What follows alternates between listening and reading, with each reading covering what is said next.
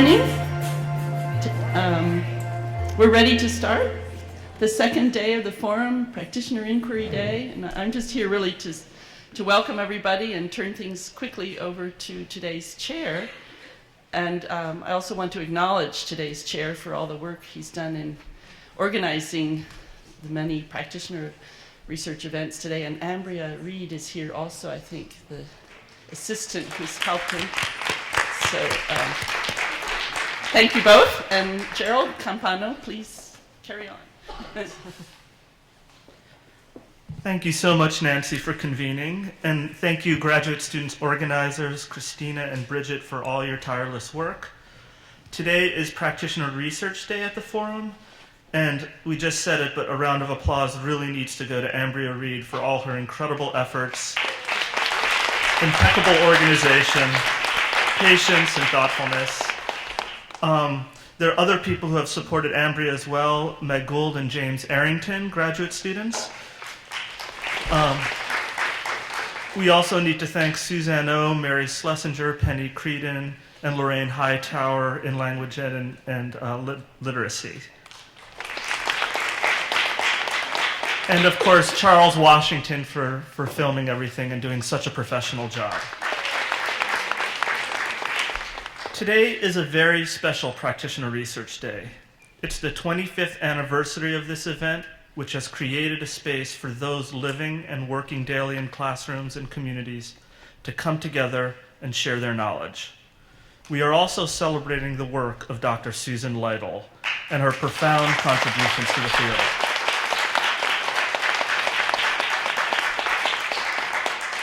There will be a special symposium honoring Susan at 11:45 in Steitler Lounge entitled Genealogies of Communities of Inquiry.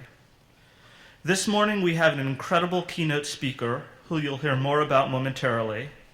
My role is to introduce the introducer, Dr. Rob Simon. Dr. Simon, a graduate from Reading, Writing, and Literacy program at the University of Pennsylvania, is currently an assistant professor of multiliteracies in education at the Ontario Institute for Studies in Education at the University of Toronto. Rob was also a founding teacher of Life Learning Academy, an alternative high school for court-involved youth, which has won numerous accolades, including most recently a School of the Year in California. Throughout his career in scholarship, Rob Simon has been reimagining teaching and learning to honor the intellectual and relational work of inquiry communities. I can think of no better person to introduce our keynote.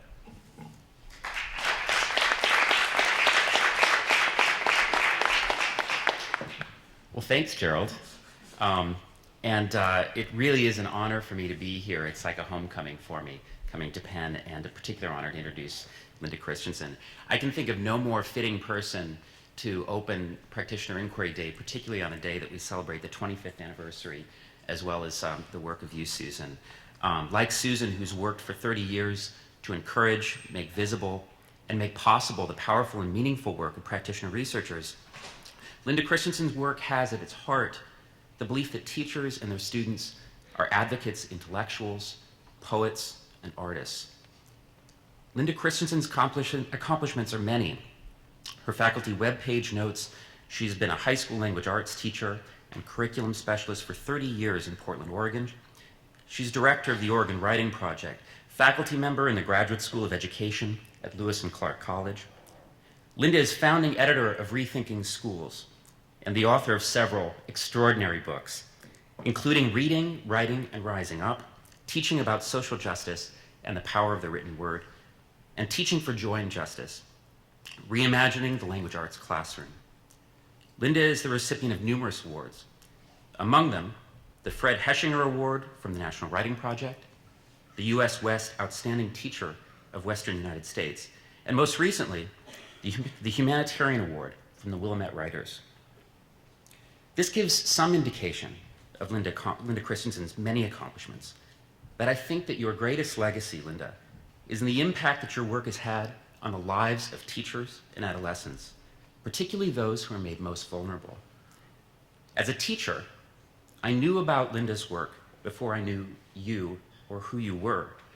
Your work was that influential to me. Now, as a teacher-educator, I ask my students to purchase one book for my pre-service literacy course, Teaching for Joy and Justice. How many students in how many classrooms have written Where I'm From poems? I'm told that there is a mural in South Philadelphia portraying a Where I'm From poem.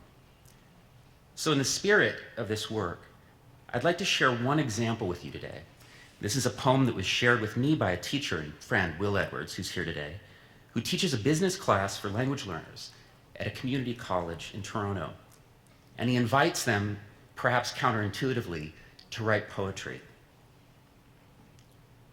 I'm from the freedom of the ocean waves and the power of the Atlantic winds, from a place where history and tradition are timeless, and my family roots get lost in time. I'm from the sound of laughter after swimming on the beach and the sound of pain when the fishermen never came back to land. I am from that dark day, the day the sun didn't rise and the birds didn't fly, the day my family tree was damaged and cried. I'm from the place that shaped me into what I am, hard like the rocks of the Fornos Mountains and soft like the waters of the Lima River, strong like the ocean's waves and winds, gentle like my mother's hands.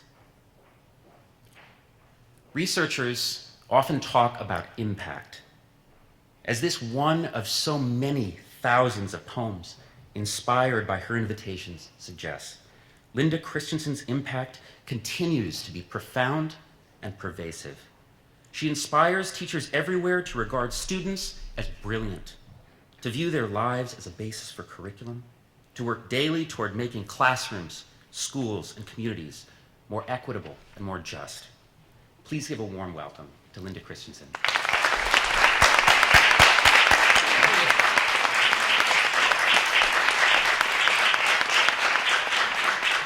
I just want to go home right now. I'm verklempt. Thank you. That was beautiful. Wow. I am so honored to be here. I love this forum, and I love my glasses and Susan Lytle, and so So I wanted to start with just a thank you to Susan. Many years ago, and we'll talk about this in Genealogies of Inquiry, many years ago, 1985, a group of about 10 teachers in Portland, Oregon got together and started reading research. We were reading actually Paulo Freire and Ira Shore and Aronowitz and Giroux, and trying to figure out how to do this critical pedagogy in the classroom.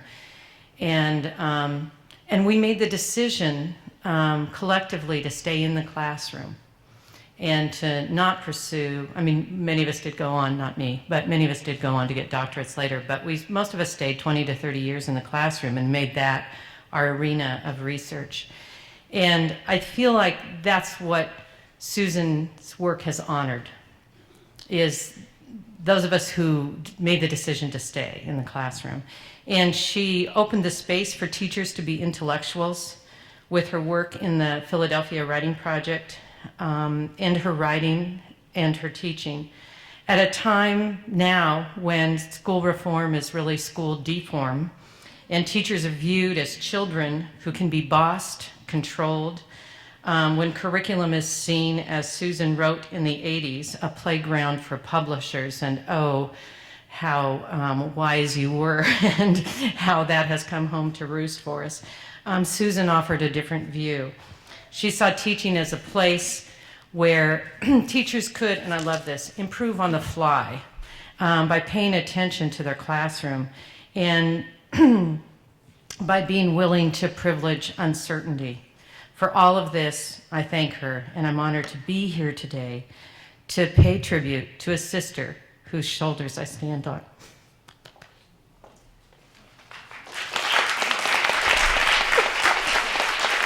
So, don't start in on this yet, but here's an Oregon Pinot Grigio,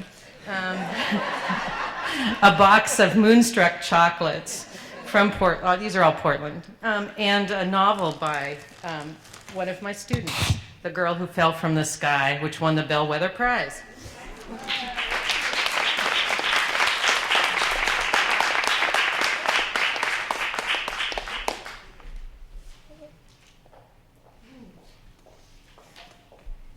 So just so we know, I cry. So you just have to get used to that. I want to start with the beginning of this year. I retired from the classroom about 5 years ago. I'm bad with dates. And apparently I'm also bad with knowing when my classes start, because this last Thursday night, I was supposed to be, or this Thursday night, I was supposed to be teaching, and I didn't realize I had a class that was scheduled on that night that I'm flying out here. And so a friend took the class over. But I always do my teaching at Jefferson High School, and I'm back in the classroom doing work, doing research, really just having fun with kids. And so Thursday night, when I have teachers come, because I want them to realize that Jefferson, located in the heart of a gentrifying African-American community, is a safe place to be. But apparently when they pulled up, there were 14 cop cars. And why? Because one of my students had too many friends in the car. But it's this state of over-policing that I think is one of the problems with what is happening in education today. Rethinking Schools, the journal I work with, recently ran the school to prison issue. And with Michelle Alexander's incredible book called The New Jim Crow, about the imprisonment of African Americans. And I think that, so I want to start with this place of what am I doing and why am I doing it? And so I started back in the classroom this year after 5 years out. So the students didn't really know me. So that's number one. And I went back in romanticizing what a great teacher I was. You know, it's always dangerous, right? So I'm not Michelle Pfeiffer. And I'm telling you, it was so out of control. There were 2 of us in the classroom, and I had chosen to team teach with this woman, and I'll show you her picture, Diane Leahy. Diane is a hands-on teacher. Here she's ripping up, I asked her to send me a photo. This is the one she sent. But she's a brilliant teacher. I mean, she really is outstanding. And one of the reasons I chose to go into her classroom, because I knew that I could go in and out and it would, you know, the class would still run, because she's such an effective teacher. I mean, most of the time you see her, she's down on her knees in front of a student, and not in the bad kind of way that you might think. But she's really an amazing teacher. So anyway, we go back in, we have 40 students in the classroom, and Diane is there, new as well. And this is like, really, it's one of those before scenes in the classroom, but it doesn't just happen for a day, and then I teach, you know, what's the name of the poet, cracking the rose in the cement? Tupac. I teach a Tupac poem and everything turns around. I mean, kids had their cell phones out, they were texting, they were calling in class. They were sneaking out of class, they were coming late. They were not doing any work during the class. I mean, really, it was outrageous. I was so overcome by what was I going to do with this class. And so I went out for a hike after class one day, and I remembered this beautiful, you know, brilliant young man I had, Sekou Crawford, who had gone off to Morehouse on a full scholarship from NASA for 8 years. Anyway, he told me when he came back from Morehouse that one of the freshman initiations was to march around Morehouse and go through this arch of hands saying, I am a scholar. So I thought, this is a really good idea. I'm going to bring this back to the classroom. I know some of you know already, that was not a good idea. But I thought, this is a really good idea. So I'm going to come back and I have this letter for them to sign that they will not text, that they will do the homework. You know, it's really not outrageous. I will attend, I will do homework, I will do classwork. I will not leave class, you know. And so the kids are like, hell no, I am not doing this. I mean, so it's like Cinnamon says, I'm not signing because I know I am going to text. I will text all year, and it doesn't get in the way of my work. And, and another student says, I only make pledges to God, not to you. I mean, it was really, and then this one kid, Jalen, who has come to be one of my favorites, said, well, what if we all don't sign? What if we all just walk out of class? And I thought, oh my God, this is going to be horrible. They're all going to walk out. And then Trayvon, who you'll get a little taste of later, Trayvon said, I've been in the other teacher's classroom. I'm going to stay here. And besides, there's a football game on Friday night. If I don't sign, my dad's not going to let me play. So Trayvon signs, and then the other athletes sign, and then more people sign. But they didn't walk out of the classroom and walk back in with their hands up, walking under this tunnel saying, I am a scholar. But I realized how much integrity they had in that moment, and how I represented everything that was wrong in education at that moment. The pushing of students to comply without building the kind of relationship that they needed. I was seeing the kinds of test scores. I mean, only 2 students in the class out of 40 had passed the tests that now are required for students to graduate. And many of them did not have the credits to graduate on time anyway. And so I was one more person who was trying to make them do things that they didn't want to do without acknowledging what they came with. And partly that did break with the poem. I mean, the day that the class broke, it wasn't like we were doing bad stuff. We were doing, Smoke Signals by Sherman Alexie. And they had read, Why the Best Children's Novels Are Written in Blood, that great essay that he wrote. But they weren't having a lot to do with any of it. And so we wrote these forgiveness poems, and that was the place at which students, they started writing, and it just broke open. They started writing, they were writing all over. They were writing on the they still didn't stay in class. They were writing on the stairways, in the hallways, on the floor, in other people's classrooms. Who knows where they were, but they did come back, and they read their poems, and they came back the next Monday saying, can we read some more? And so the crack started. And what I want to say about this is it reminds me of the sessions that we were in yesterday, where we talk about that there's no being there. There's no having made it. There's no I am an exceptional teacher. It's that every year and every day of the year, it's a struggle. And that it might get easier because we have more content and we have more tools. And I know that having been at that school, I know that ultimately I'm going to win them over, because I have before. But I can't imagine how difficult it would be for a new teacher, not having that knowledge, to not be able to send the kids out of the classroom, to send them to the dean, to bar them from being in the classroom, which is, I think, the first step to that school-to-prison pipeline. And the other one is the massive failures that these students had accumulated in the previous year. So I want to come to this has been the central question since our group started in 1985, and that is, how do I engage students from historically marginalized groups to see themselves as intellectuals and activists?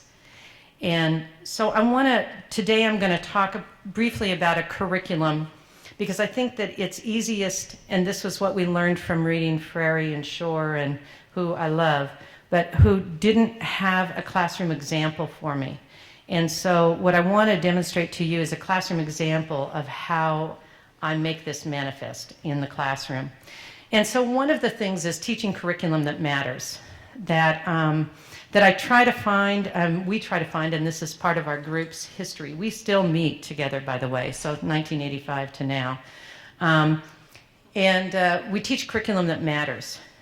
My husband, Bill Bigelow, says that what we do is we put out probes and find whether there's electricity or not. And I like that way of saying it.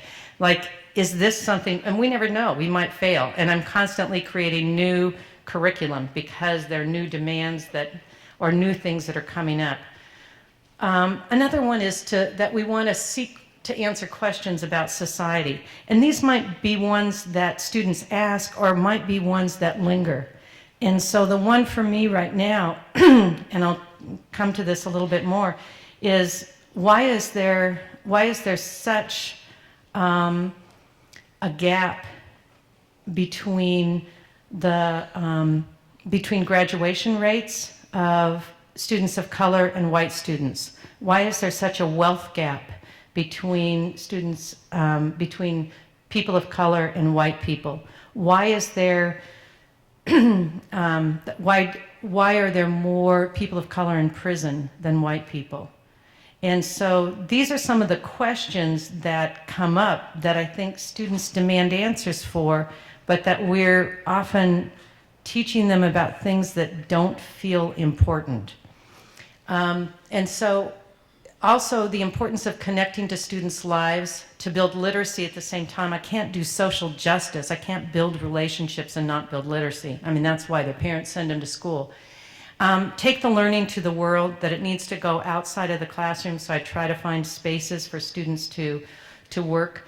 And at the risk of sounding ridiculous, that I think it's loving my students and laughing and playing and creating and finding joy. And sometimes that's hard when I'm trying to get 5 minutes, just 5 minutes, people, at the beginning of class.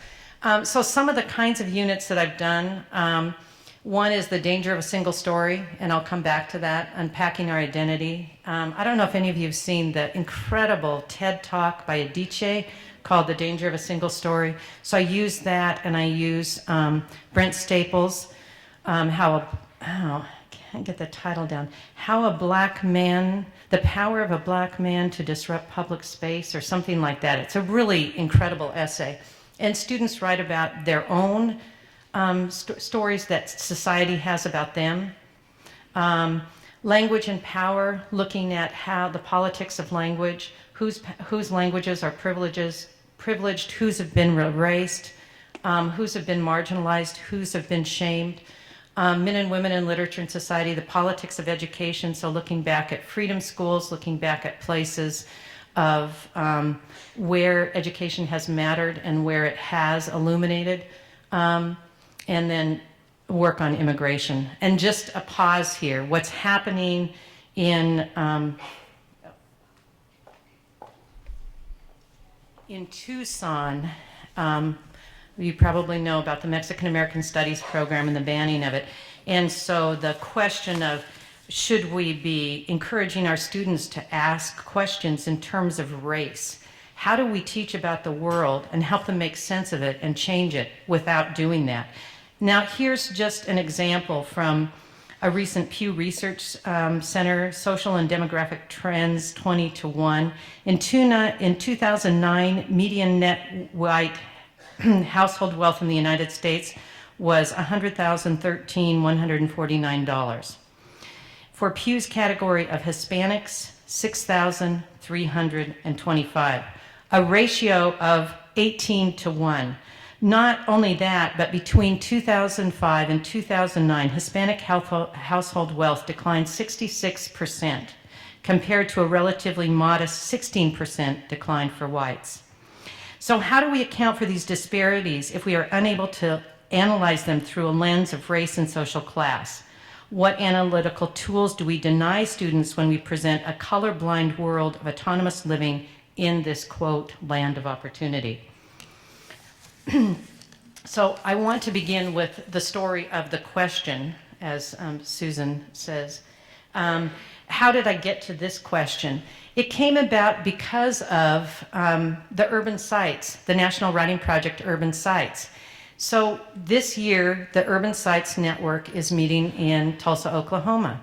And Ben Bates, who's one of our thinking partners, and Vanessa Brown, thinking partner, asked if I would create a curriculum on the Tulsa race riots. And I hadn't really heard, I'd heard of the race riots, but I didn't really know anything about them and what had happened. And so I decided I would research it. I would create a tea party, which you're going to do in a minute. And the more that I researched, I realized that in fact this wasn't an isolated event. And this is kind of the way that I begin curriculum writing. It wasn't an isolated event. It was a pattern. And there's a brilliant book called Buried in Bitter Waters by Elliot Jaspin. Now, James Lowen also wrote a book called Sundown Towns. I really like Jaspin's book better, Buried in Bitter Waters. And what Jaspin did, he won a Pulitzer Prize for using data in journalism. And what he did is he went through tax and census records, and he found towns where the African American population dropped almost overnight but over 50% in a very short period of time.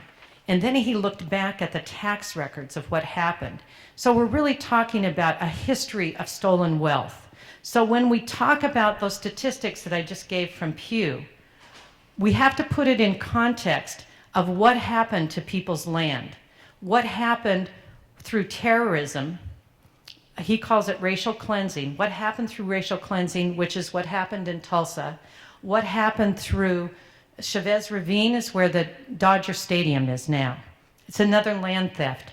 And that one was based on not Manifest Destiny. That was another very large land theft.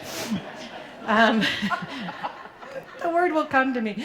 And then in Portland, Emmanuel Hospital and the Rose Center, there's a whole series of the taking over of black land, black homes for public use. I mean, what's that called?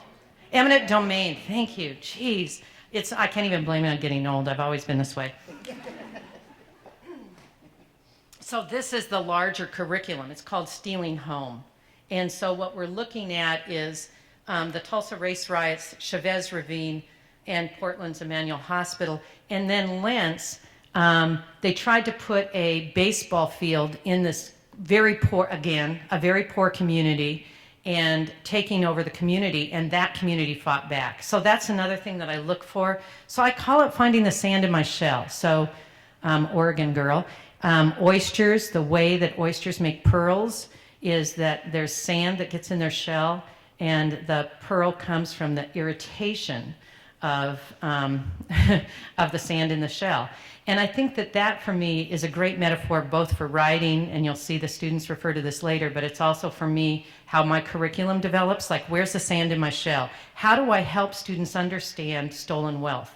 How do I help them understand the racial inequalities in the United States? So this is an example of the unit.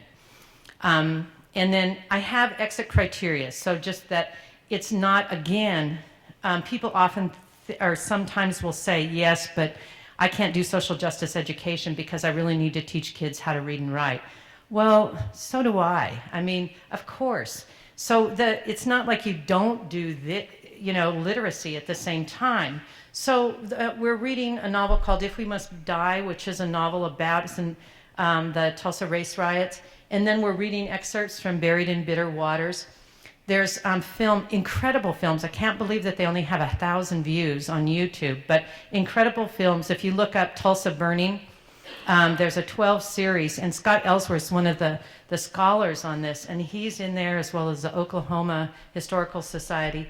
And then they're doing an essay on reparations. They've done poems, and then it ends with a creative dance. They can choose these different ways to take it into the world. So now I'm going to put you to work.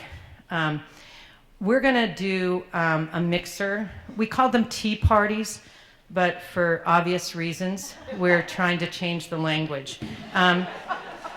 Don't want to be mixed up with that. So you're going to get roles in just a moment, and I have 3 friends who are going to pass out the questions, and hopefully I'll get some other people who will pass out the roles for me.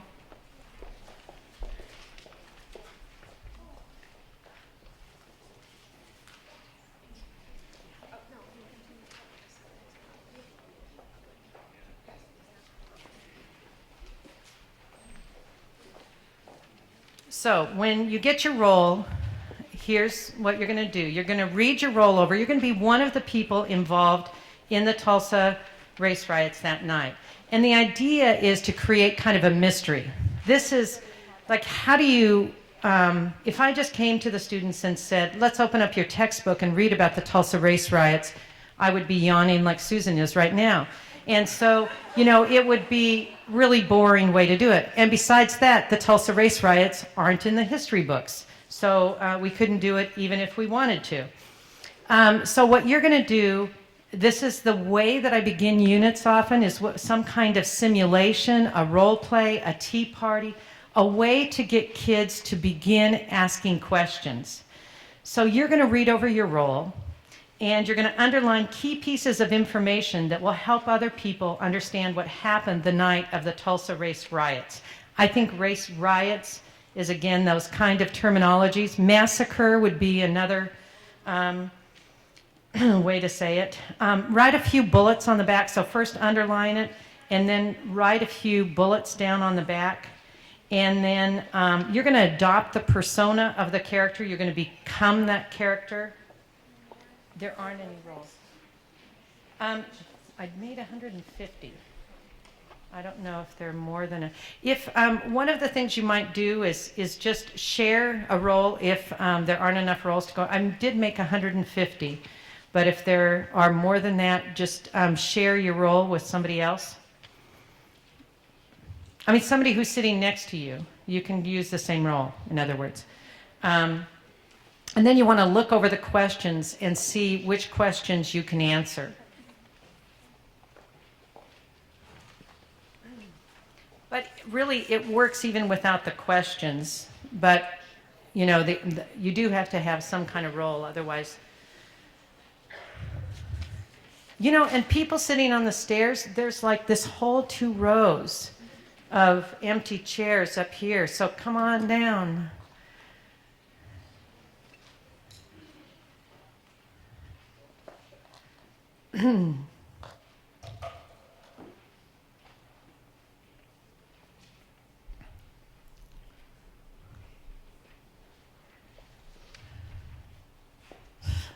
Did you get a roll? Okay. Okay. Well, you need to sit next to somebody. Okay. Okay.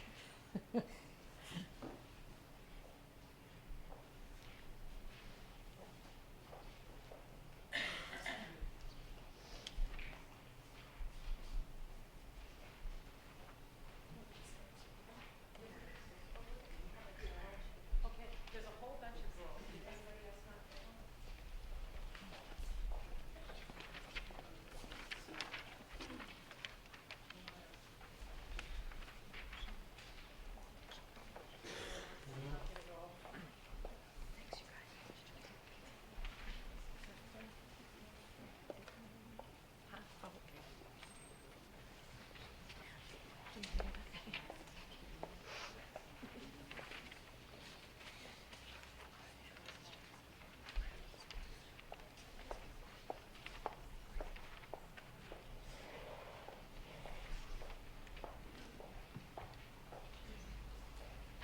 So the thing that's important is you really have to read over your role and have the information. The first few times you're going to feel awkward doing this because you're not this person, obviously, and so and you don't own the information. But after you say the role for about the 3rd time, you become comfortable with it.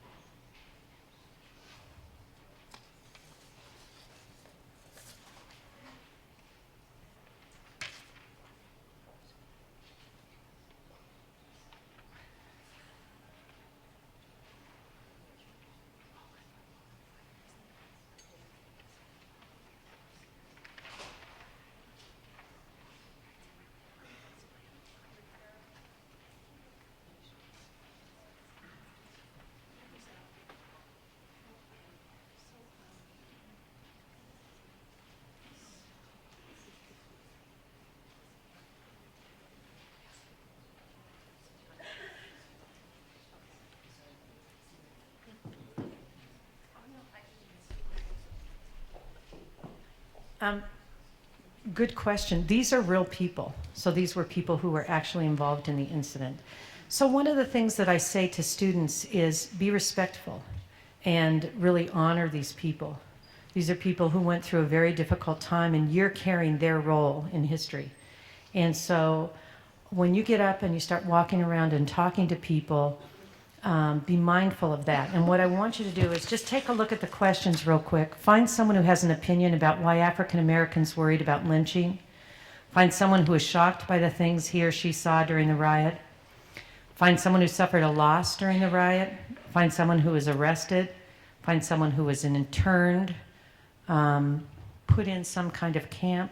Find someone who witnessed a death or whose loved one died. Find someone who came in contact with the National Guard, someone who can discuss the damages that occurred that night, someone who knows how the riot started. So, kind of an odd keynote, but you're going to get up and walk around, and you're going to talk to other people. And we're going to do it for about 10 minutes. And so what you're supposed to do right now is you're supposed to get as much information as possible. It's like a mystery, and everybody has a part of it. And so you want to end up with, what are the questions that you have? And just, this is a couple of, these are two students doing it sitting down. Usually I have some rules with my students on this, like you can't just hand the roll to somebody else and say, here, read it. You can't, unless you need to be seated, you can't just sit and say, hey, who has the answer to number 3? Come over here. You're supposed to get up and walk around. So this is an example of the students just doing this like 3 days ago.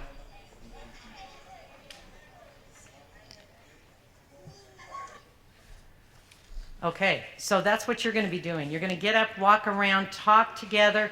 You can talk in groups of, 2 or 3, 4, so you can get information. And so for 10 minutes, you're going to get up and walk around, talk to other people. You want to move around and seek other voices if you've exhausted the ones that you're with. Turn and talk to somebody next to you and give each of yourselves like 30 seconds to say, here's an aha, something I learned, and here's a question that this raises for me. Don't leave anybody out. It's a social justice workshop.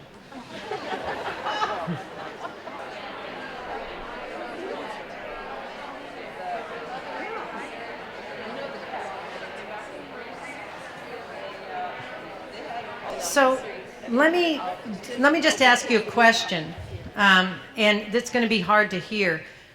So who found out something that they didn't know? Okay, a lot of people. How many of you had heard of the Tulsa race riots before? Okay.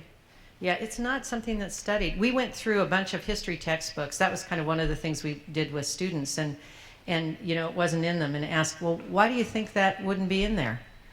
I mean, I think it's a really good question to ask. Who benefits from this not being in there? Who benefits from students not knowing the history of racial cleansings in the United States?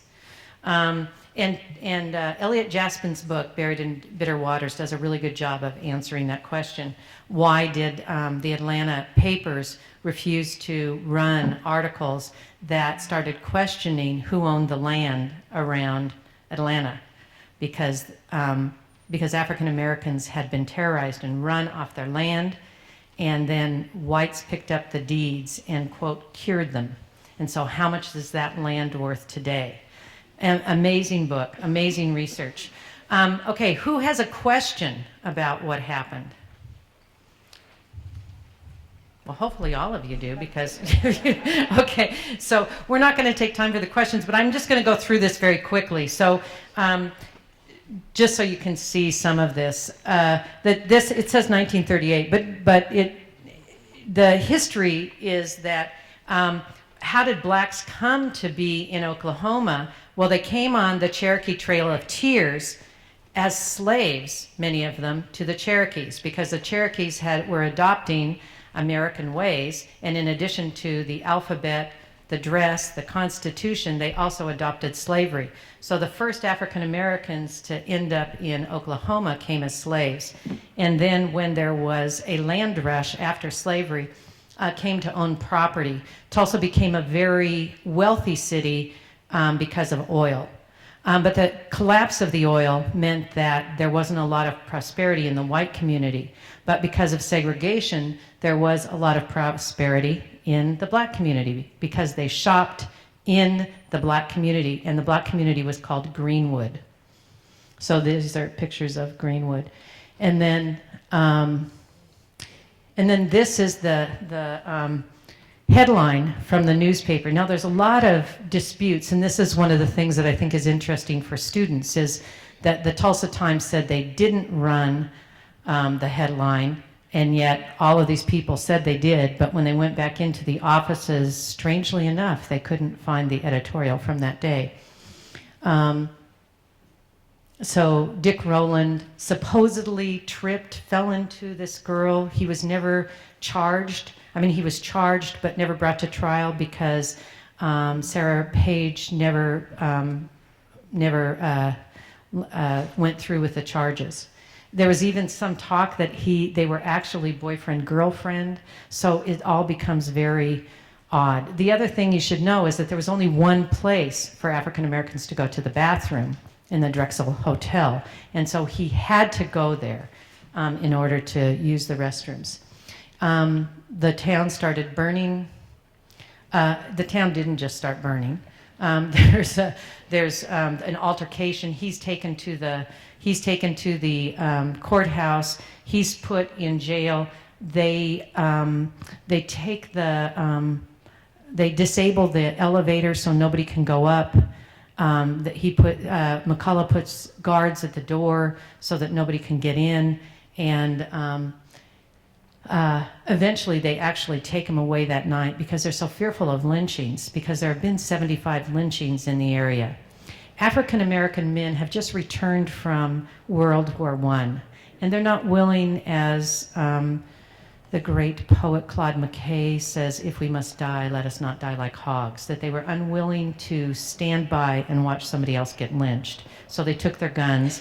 White people also came bearing arms.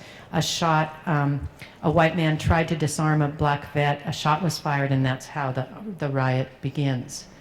What happens then is that the whites, many of whom, there are 33,000 Ku Klux Klan in Tulsa at the time, and many of the Ku Klux Klan are deputized. Walter White, who's a journalist for The Nation magazine, who's African American but who can pass as white, rides around all night with armed deputies, many of whom are in the KKK. And so he is an eyewitness to the events that happened, and you can find his article online.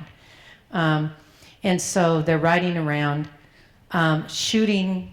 They're even, and this is another disputed event, but they believe that there were planes strafing the area. People say, African Americans who were there say that they saw them. There's a denial by the government. And then at some point they go to the African American community and they start rounding up all the African Americans, quote, for their safety. Sound familiar? Japanese American internment, take over their homes, and then their homes are left unguarded. And while they're left unguarded, white people come in and loot their homes and set them on fire. There's still eyewitnesses to that, so some of these movie clips online actually have eyewitnesses who were there at the time talking about the events. There's also a woman, Mary Parrish, who wrote a book about the events at the time. So they're rounded up, they're taken to internment camps at the fairgrounds, and in the meantime, their homes burn. There are reports of people being stacked up like cordwood.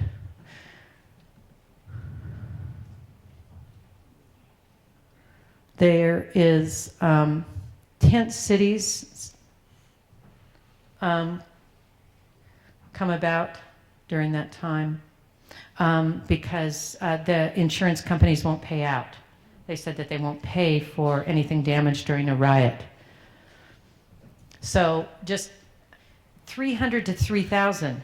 They're not sure how many are dead, partly because with new equipment they're able to discover that there were a lot of people left town after that because all of their wealth had been destroyed.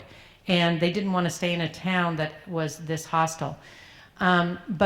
And so the original figures were 300, but with the new kind of detection systems they have, they believe now that there are mass graves, and there could be up to 3,000 people who died. 6,000 Greenwood residents arrested and detained, 10,000 residents left homeless.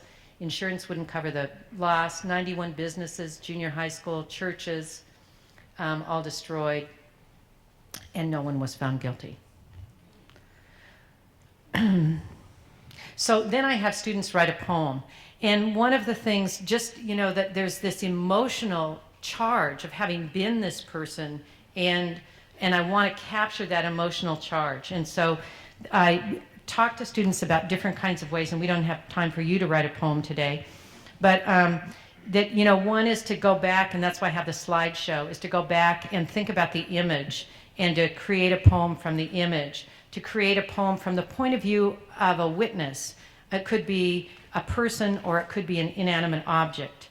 And so I give them this. It's a student poem. I took my students to see the Jacob Lawrence migration exhibit. And so Corellin Lloyd wrote this poem, which is, about an image. And so they can do from the image. Next to dark water, she bends, her eyes drink in the empty noose hanging from her favorite tree. And she does not wander, she waits. This is one from looking at the building, the last one standing. I'm the last one standing, nothing lives within me, nothing remains. All around me are ashes of what used to be. I'm just a memory of what this town was before the riot, before my family was taken from the shelter of my walls. So she's persona, the building. I felt the others burning down on my left and right. I saw the glowing flames in the midst of the dark night and the leftover ambers of the morning, bodies scattered about, blood on my stoop. I am the last one standing. I am the remains of this race riot, never written in a textbook. I hold one of history's lost truths. And Mitchell Todd's writing from the point of view of a bullet. I screamed, but I have no mouth. I moved, but I have no legs. I'm a bullet from a 308. I was designed for this, made for this. But why do I not want this? Tonight I took a life, but not for defense. Tonight I took a life, but not of a bad man. Tonight I took a life, but she wasn't even a man. Tonight I took the life of a young black female, a girl. I was fired by a kid who could barely hold a gun. I was fired by a child whose white father yelled, "Fire." I was fired. Something I wish he wouldn't have done. I want to move now to, that's the history part, but there's also this, and I'm a language arts teacher, so I just want to put that out there. I think that I can't teach language arts without historical background, and I can't teach about the world and what's going on without teaching students from a historical perspective. So one of the things that I do is I tie all of the writing in. But I want to say this, that writing doesn't happen in a straight line. It's not like one day I give an assignment and it's such a great assignment and I scaffold it so well that everybody becomes writers. It's a very messy process. What I do know is that I need a couple of things. I need a writing prompt that matters, and I need some good models. And the better the models and the more the models I have of student writing, the better writing I get. So one of the things I had students write about was choice. This is just a quick example. They chose, and so here's some of the things that they wrote about. They chose not to join a gang. They chose to stop skipping school, stop drinking and doing drugs, chose to leave my father's suicide watch, decided I was worth more than a one-night stand. I just want to read a little bit from Vince's. Vince came to us from Minnesota. And this is his narrative, just parts of it. That was the first time my father tried to commit suicide, and thus began my fear of losing him. I peer around the corner of my living room to look at my father, drowning under a sea of plastic vodka bottles. I walk closer to him, checking to see if the bottles were rising and falling. When the bottles fall for the third time, I'm assured, and so I begin walking towards the kitchen. My father slowly speaks out, "Hey, buddy."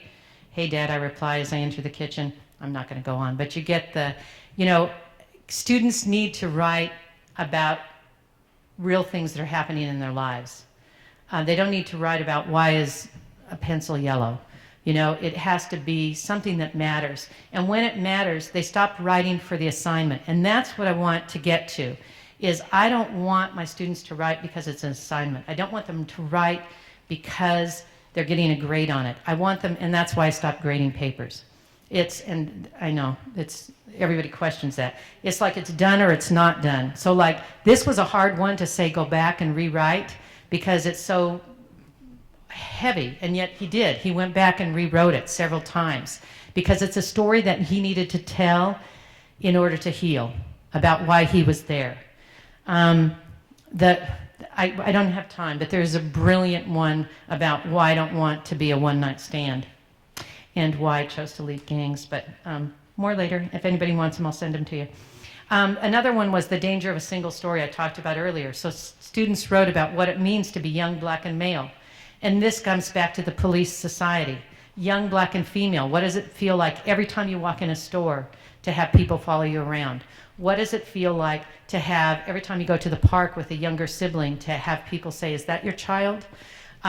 What does it mean to, what does it feel like to constantly have teachers look at you as if you don't matter, or as if you don't know enough to be good at school?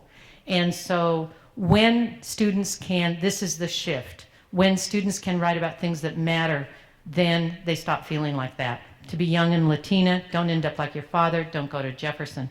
This is Dion's single story. Why must people make me feel like I'm a criminal? Is it because I'm 6'2" tall and weigh 215 pounds? Or is it because I have a beard and look like I'm older than I am? Is it because I'm black? During the summer of my 12th year, I walked to a corner store by my house. I went to get something to drink. When I walked in the store, the clerk gave me a look as if he looked into the future and saw me stealing something. I went to the beverage section to get a Coke, and then I turned around. I bumped into a white man in his late 50s. He turned around and got one good look at me and then yelled, "I hate you," blank, and poured the drink on my all-white shirt. I was surprised that even though I was the one who was disrespected, the clerk and the bystanders in the store gave me disgusted looks. The clerk yelled at me, "I'm going to call the cops if you don't leave this store." So I ran all the way home and cried when I got there. I never told anyone that, though. And so this is set up as a series of vignettes, short stories that illustrate. So teaching a different kind of essay format. How do we illustrate an essay using the evidence from your life? This is smoke signals. So again, instead of writing literary analysis that is just about character-driven or theme-driven, what I ask students to do is write about the sand in your shell. As you are going through the book, what is it that is bugging you? What is it that's worrying you? What is it that you want to know more about?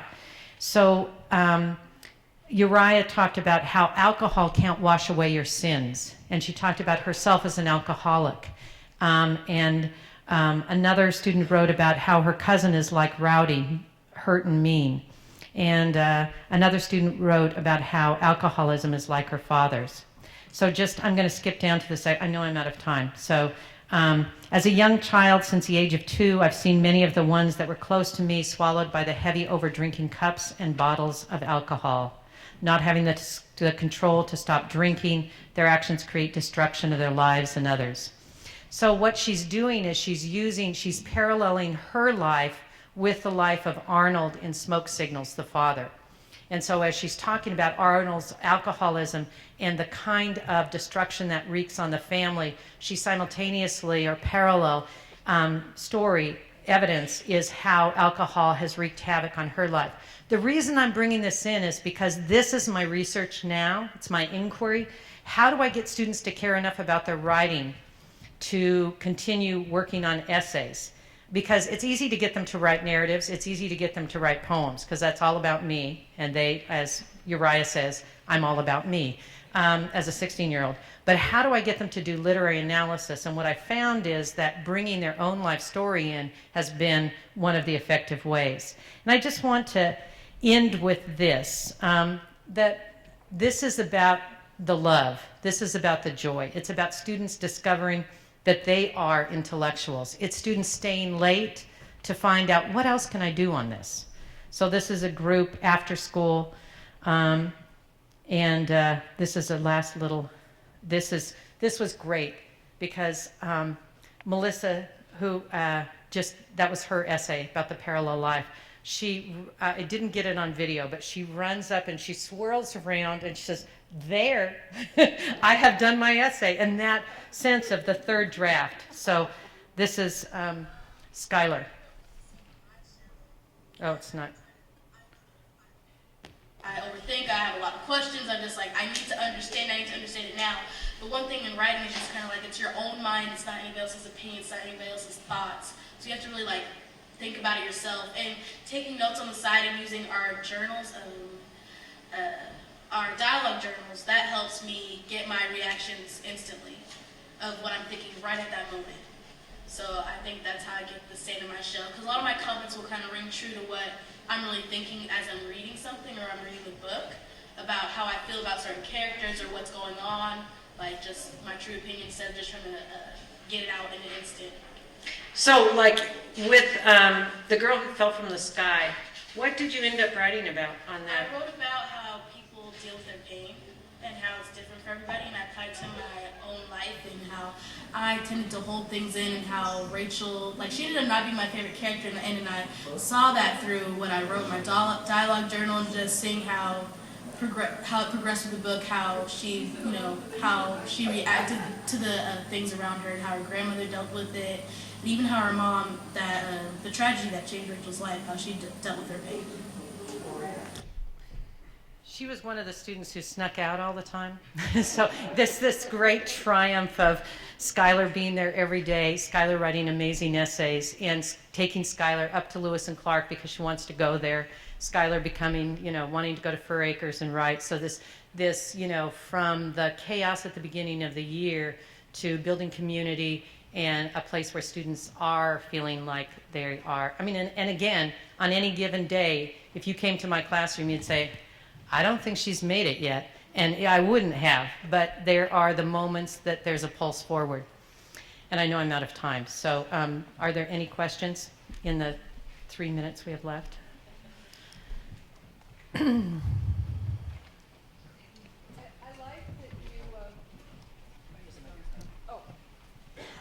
I like that you didn't at the end show the class sitting docilely and there's no more chaos.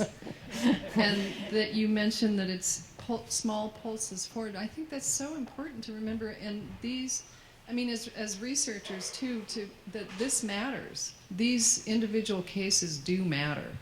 And it's not, I mean, my research too, I'm trying to get beyond what is the video recording and what do outsiders see to what the actual people are thinking and feeling about what they're doing, because that's what really matters. Thank you. Yeah.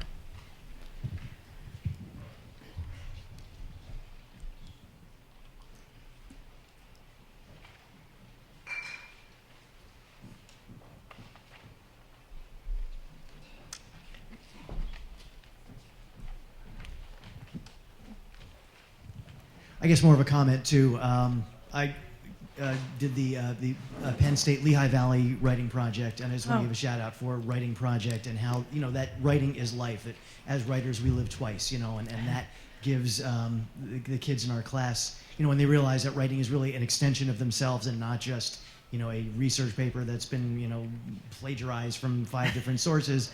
That's when they discover the importance of writing and the importance of themselves too. So kudos to you, and just writing project is for Yay, the writing project. And just to say too, I mean, then that comes back to what we learned in the writing project is the sand in the shell, that we're not giving the students the assignment, that they are creating their own based on their ideas, just like our own inquiries are based on ours.